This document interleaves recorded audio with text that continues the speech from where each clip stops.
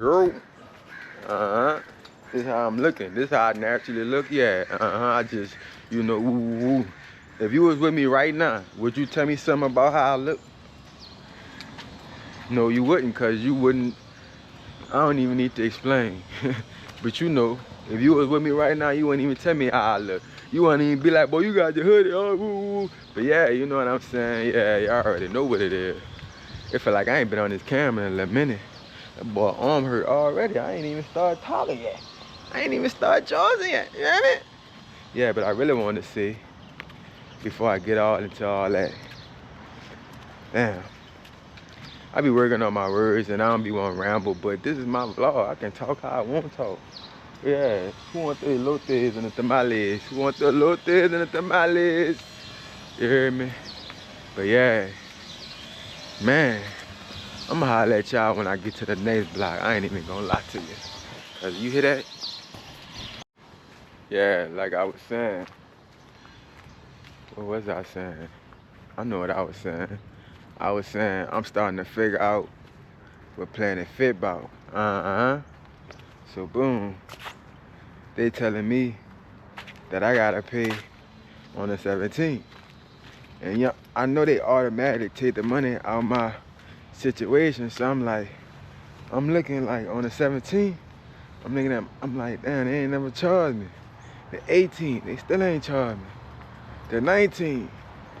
So now I'm like, oh, they must be giving me a free month because I done paid for a whole, you hear me, woo to woo. They might well give me a free month, you hear me?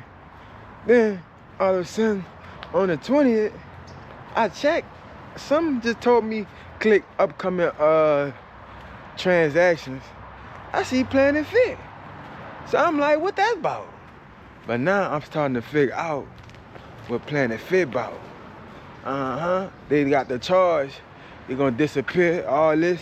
Cause usually, if it's a pre, they should be showing you on the 18th or the 16th. If you gotta pay on the 17th. But yeah, they like to have the little charges just pop up. So in that case, you don't know when you, I'm like, I don't even go to Planet. They still popping you because you'll never see it. Then once you see it, you done did something else. So it's all the way down the list. So it's like, I'm starting to figure out what Planet Fit about. But I ain't gonna trip out. I ain't gonna trip out no more. I just had to trip out real quick. I ain't gonna trip out no more, cause guess what? I'm getting me, you hear me? I'm me. Who you? You're not me. And I know it ain't fair. And clearly, I don't care. Cause I'm a Neguz ambition billionaire. You heard me? In case you didn't hear, I know it ain't fair, but I don't care cause I'm a Neguz ambition billionaire. My mama told me that. So what I look like listening to you? Sorry, come here again. But y'all already know I'm on California Canal Street. This California Canal. 3.5, $9.99 out the door. 40% off the entire store. The party? Oh no. I learned my lessons. See, life is about learning lessons. And if you keep doing the same thing, you the idiot. You can't blame nobody else. Oh, they ain't teach me. They ain't teach me. I used to do the same thing. I used to say the same thing. Oh, they ain't teach me. Nobody would teach me, but you keep doing the same thing, so guess what? It's your fault now. Yeah, you did that, but get over it. Learn from it. And once you learn from it, if you ain't learned from it, it's not their fault no more. They did what they had to do. They did that to teach you a lesson so you can learn from it. So it's on you, you heard me? Yeah. And I don't know where this goes. It's just the energy that I need to get me going in that gym to know that it's all on me. I can't be sitting here worrying about, oh, man, I'm on, they got the same pack, they work out, I won't work out. Why they always work out? He think he look good, he always pulling it. Man, it's on you. Because if it was on me, I'd have did something about it. Cause you know, if it's on me, I'm doing something about it. You know what I'm saying? How you doing? Lord Jesus, babe, I love you, yeah. But yeah, I'm focused right now. You gotta keep going. You gotta keep pushing. You know? I'm gonna see y'all in that gym, you hear me? Yay!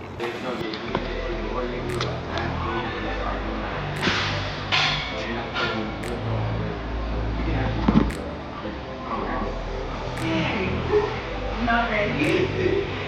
Okay.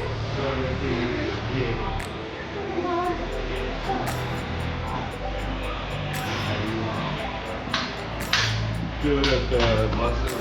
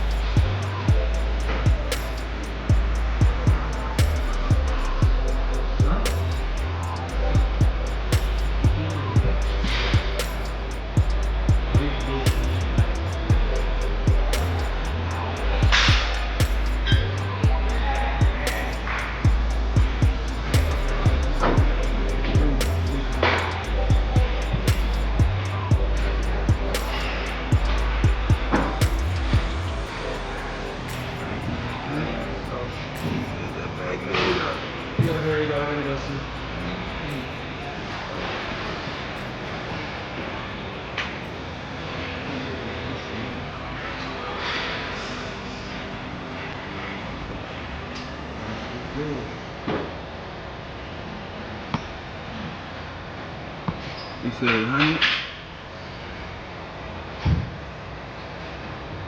Whole world sees you, nigga. But down with it. I appreciate you. What's down there, brother? What's down, love? I appreciate you, Brody. I'm sending love out to y'all.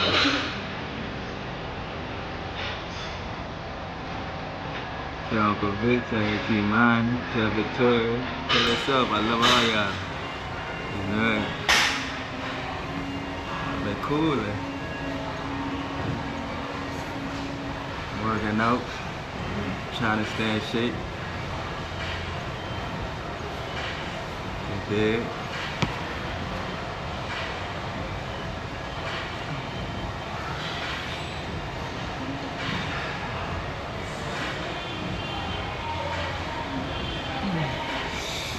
Cool. Man, I'm just, you know, trying to make it through it. That's it. taking it day by day. In the gym right now, you see.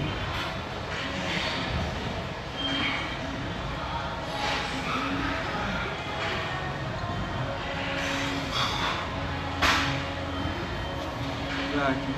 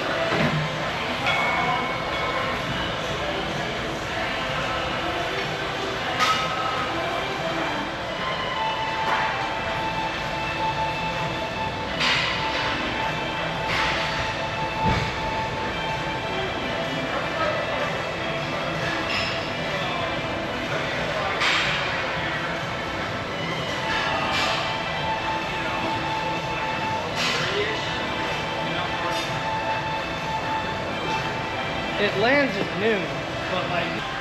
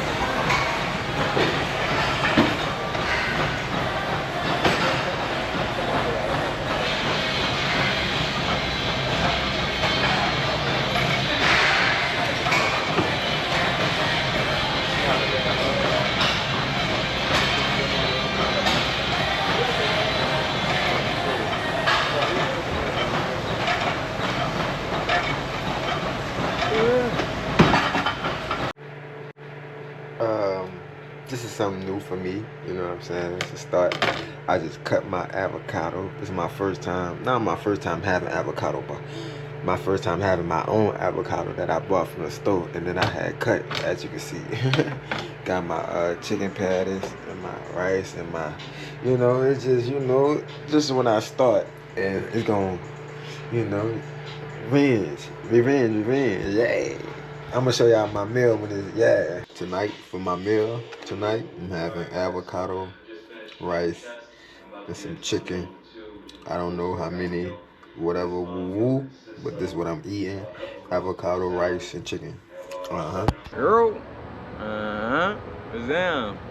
It's your boy, Neguz and as you can see, I'm coming to you today to continue this book that I started reading like 2 months ago. I read one page 2 months ago. Now 2 months later, it's time to read 2 more. But yeah, the book called Emotional Intelligence, How to Master Self-Esteem. Oh Lord, mama. Yeah, man, it's 2 weeks later. I called you 2 weeks ago about the, all right. My mama said who I'm talking to. But yeah, I'm bored doing all that. Let me get into the book. I need to stop stunting. Stop stunting. All right, stop stunting.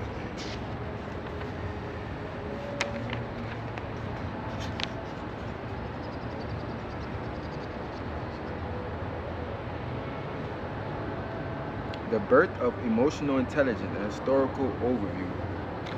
Should we read the introduction? Defining emotional intelligence.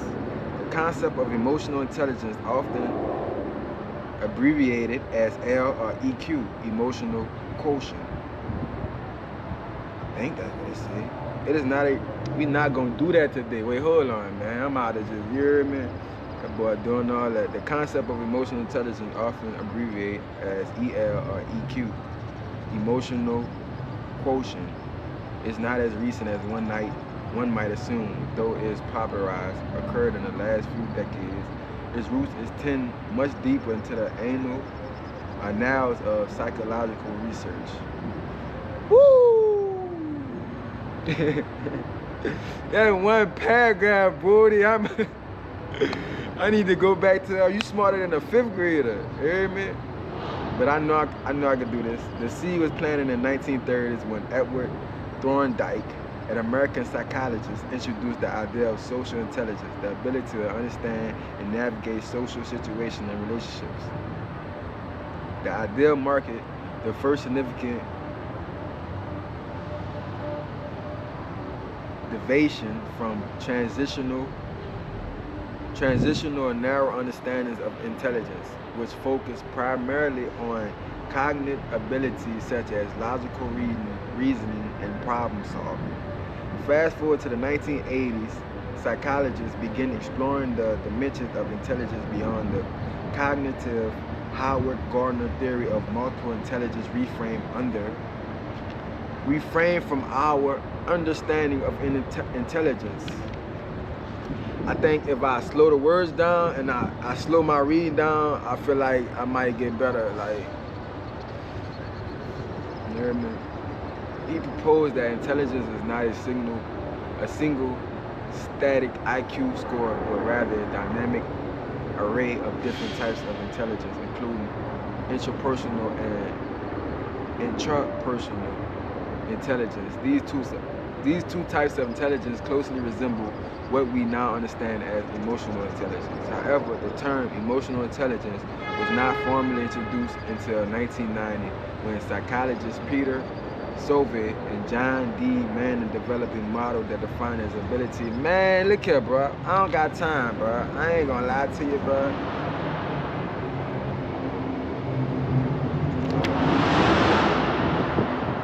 Oh, that's how it goes.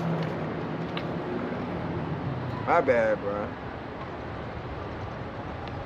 It's just a lot of big words get me frustrated. You know, when a black man read big words, it get frustrated when people go to making fun of him and he talking about, he don't know how to say it. He can't read. But guess what? I'm getting better.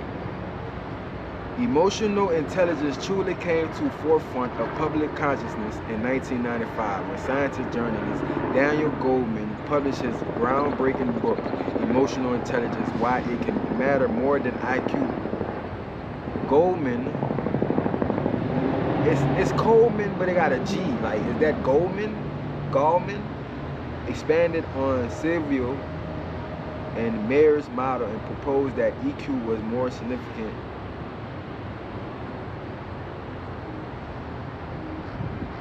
determinated of success and well-being than traditional intelligence measured by IQ. His book sparked a revolution not just in psychological circles, but in businesses, schools, and homes worldwide. Over time, the concept of emotional intelligence has evolved and been refined. Despite the different models and definitions, it, in sense, remains consistent.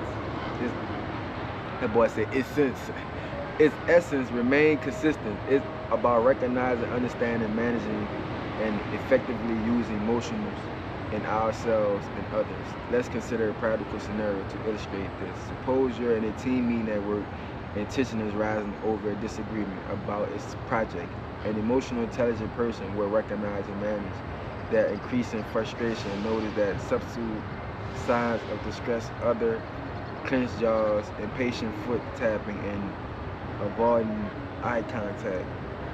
They would then use this understanding to navigate the situation, perhaps by suggesting short break or calmly expressing their viewpoint and encouraging others to do the same. They would use their emotions as tools rather than being controlled by them. Today, emotional intelligence is widely recognized as a critical skill in personal and professional life. It is taught in schools, implemented in corporate training programs, and sought after in potential leaders. Yet, despite its widespread recognition and application, many of us struggle to truly understand and apply emotional intelligence in our everyday lives. This book aims to bridge this gap, providing a practical guide to understanding and developing emotional intelligence.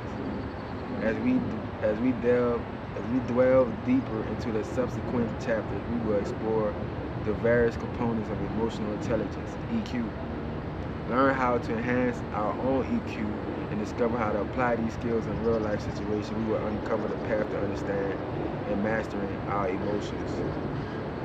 I ain't gonna lie, my emotions taking over right now because I'm really like low-key like my emotions saying like, man, fuck this shit, boy. I know everything they talking about already. Like, I know this shit. Like, what the fuck? I know this shit already. Like, should I keep reading this? I'ma just read this for the betterment of me. The pillars of emotional intelligence: self-awareness, regulation, and empathy. You know what it is? It's starting to trigger my emotions because I feel like I know this shit already. Why am I reading this? But it's something I might not know. Shout out to the young lady I was just talking to, and she was telling me about this book before I started to come read this book. She was like, before you go read that book, you know everything you already know everything in that book. So I'm in my mind, I think she planted that in my head, got me thinking like I read one like paragraph and I feel like I know everything in this book because she just told me that. That's crazy. But I'm gonna finish reading the pillars of emotional intelligence: self-awareness, regulation, and empathy. That's how you say empathy. That's how you say it. Empathy. Emotional intelligence as a construct is multifaceted. We must comprehend its functional pillars to grasp its depth and richness. These pillars or components include self-awareness, self-regulation, and empathy. Each plays a vital role in shaping our emotional landscape and contributes to our overall emotional intelligence. Understanding self-awareness, recognizing and understanding personal moods and emotions. The first pillar of emotional intelligence is self-awareness. It forms the bedrock upon which our components rest. Self-awareness pertains to our ability to identify and understand our emotions and moods. It's about turning to our internal emotional states and recognizing how they influence our thoughts and behavior. Imagine being in a situation where you're feeling unusually irritable, but can't figure out why. You snap at a colleague for a minor mistake and regret it later. The situation points to a lack of self-awareness. You might have managed your response better if you recognize your irrationality and its possible cause.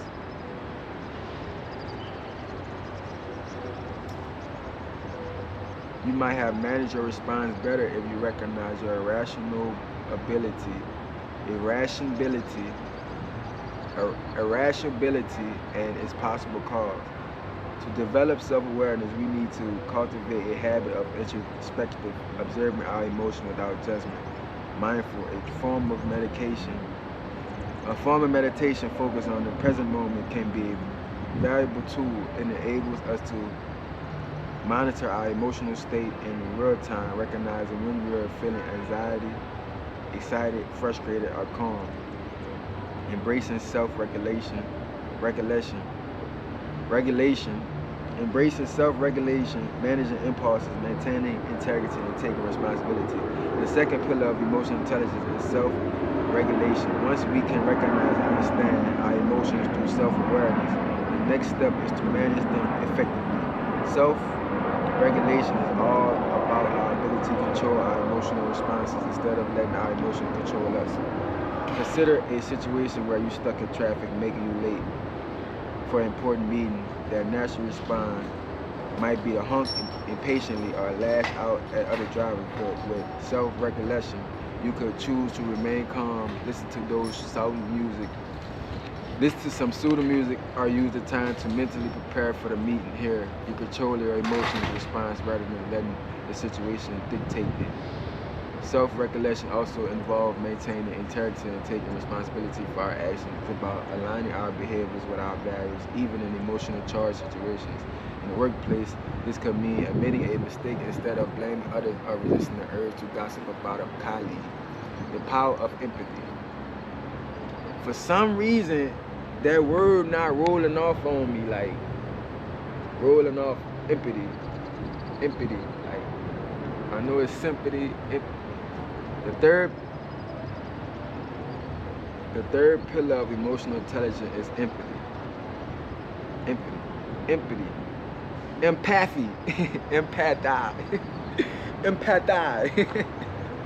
Empathize. That's not empathy, it's empathize. The third pillar of emotional intelligence is empathize. While self-awareness and self-regulation focus on our own emotions, empathize involves turning into the emotions of others. Let me stop playing. It's about understanding and responding to other people's feelings with care and respect. Think about a time when a friend shared a problem with you. Did you rush to provide advice or listen attentively, trying to understand their feelings and perspective? The later response illustrate empathy. It's not about fixing other problems, it's about understanding their emotional experience and showing that you care. Empathy is critical thinking. Y'all don't make fun of me about that word, bro. Like, I just, for some reason, it just ain't rolling right, bro. Empathy. Like, that's the P-H-T, I don't know. Empathy is the critical thinking and build a strong, meaningful relationship. It allows us to connect to others on a deeper level, fostering mutual understanding and respect, whether in the family, workplace, or social circle. Empathy can transform from our interaction and relationships. In the subsequent chapter, we will delve deeper into these pillars, exploring their significance, practical application, and strategies. 2. Enhance them. We will also consider how these pillars interact with others and contribute to our overall emotional intelligence. By understanding and strengthening these pillars, we can build a robust foundation of emotional intelligence, equipping us to navigate our emotional world with greater ease and effectiveness. I got a question. Like, I feel like I can handle my emotional intelligence well with others, like sometimes, but like, how you work with that, like the emotional intelligence within yourself, like instead of, how you stop from arguing with yourself, basically. That's basically what I'm answering. Like, how you stop yourself from arguing with yourself, how you understand yourself better with emotional intelligence. I don't know if it's even if I'm saying the right thing, but that's just something like how you deal with the emotional intelligence within yourself. Cause I read this is like, looking at people if they, biting their lips, but 1.3, emotional intelligence versus intelligent quotients, the great debate. The world of psychology has built a battleground for the long-standing debate between emotional intelligence and intelligence quotient. Quotient.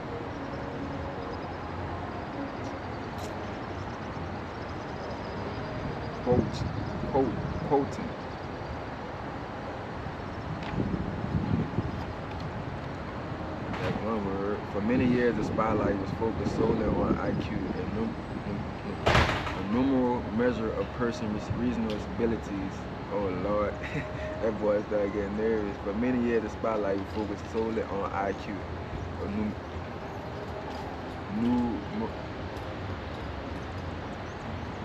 numerical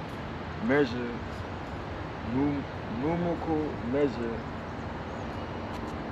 of a person's reasoning ability. It was seen as the ultimate maker of intelligence, a predictor of academic achievement, professional success, and social status. IQ tests developed in the early 20th century primarily measured cognitive ability like logic, abstract reasoning, learning ability, and problem-solving capacity.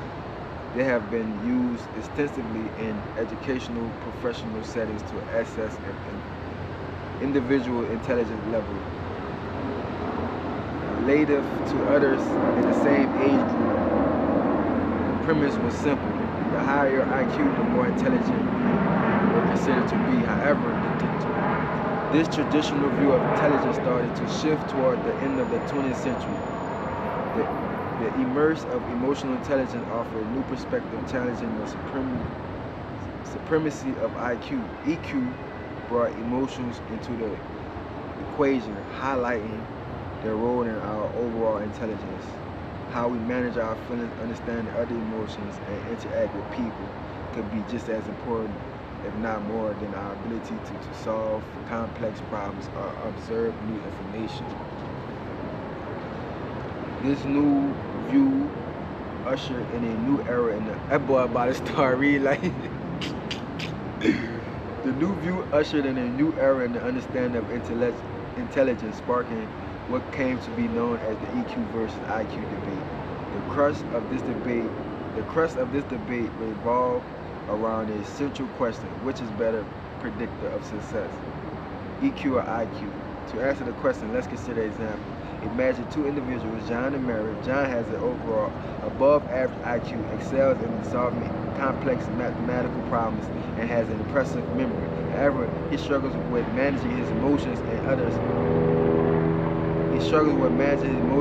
often finds it difficult to understand other feelings. On the other hand, Mary has an average IQ but a high EQ.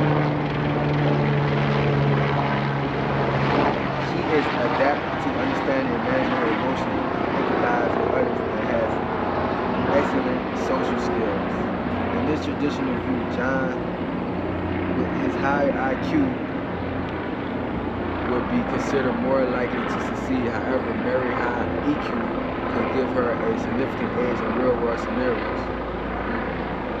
Her ability to understand and manage emotions could enable her to navigate the complexities of interpersonal relationships, with work effectively in teams, and remain calm under pressure, all of which are crucial for success in many areas of life. This does not imply that IQ is irrelevant. Cognitive abilities are undoubtedly important. They help us process information, solve problems, make decisions, and perform many cognitive tasks. However, EQ brings a different set of skills to the table, which related to our emotions and interaction with others. These skills are critical in many situations, which cognitive ability alone might fall short. Emotional and cognitive intelligence are not mutually exclusive, but complementary facets of our overall intelligence. They intersect and interact in complex ways that contribute to our behavior. Are you good? I'm sorry. Oh, yeah, I'm good. Is it that she does too? I don't know why. Thank you. I think this is probably my spare key in Veronica, my lady. Let me get across here. Oh, you're Please, good. sorry. Why would you go in front of me? Yeah, good. Yeah, good. You came here interrupting him, he's lonely. No, you good. Yeah, good. Why? The water. I like Oh, there. emotional and cognitive intelligence are not mutually exclusive, but complementary facets of our overall intelligence. They intersect and interact in complex ways that contribute to our behavior, decision making, and overall well-being. For instance, our ability. When I got in the car yesterday, when I was dropping my friends off, she said, it smelled the alcohol. I said, no, it's not. I said, it's chlorine plus alcohol. I'm gonna finish the chapter. To regulate emotions, an aspect of EQ can influence our decision-making capacity associated with IQ and vice versa. As we move forward, we will explore these facets of emotional intelligence in greater detail, unraveling the Yes, I told you to pull his hand. interconnectedness Girl, I would not be putting my baby in here. intricacies and interconnectedness. We will learn how to enhance our EQ I love my baby. arrangement, not just our ability to understand and manage emotions, but also our capacity to make decisions, solve problems, and navigate the complexities of life, thereby complementing and augmenting our IQ. Argumenting our IQ in this transformative historic exploration, we will discover that the real power lies not in choosing between EQ or IQ, but in integrating both, creating a harmonious blend of cognitive and emotional intelligence. This integrated approach forms the basis for a balanced, fulfilling, and successful life, whether in personal relationships, professional endeavors, or individuals' well-being. With this understanding, let more move forward to unravel the role of emotional intelligence in various aspects of our everyday lives. As we do so, remember that the goal is not to pit EQ against IQ, but to understand how we can harness both to live a more balanced, successful, fulfilling life. Wait, just wait right there.